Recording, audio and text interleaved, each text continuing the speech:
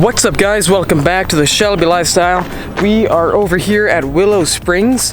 This is an amazing racetrack. It's known as one of the fastest tracks in America. It's a perfect place to bring a car like the 350R because that car is just, the way it takes the corners, the sweepers, it just can hold speeds of 100 miles an hour in a wide sweeper like nothing else out there. You feel no body roll, no nothing.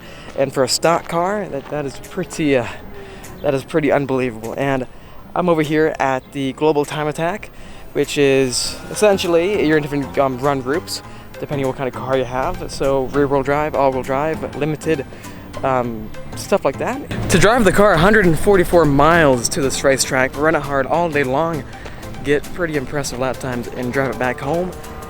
It shows how well Ford has put together this car, and that's the whole point of having one of these street-capable track cars, is that they're so simple to use that you don't really got to modify them at all.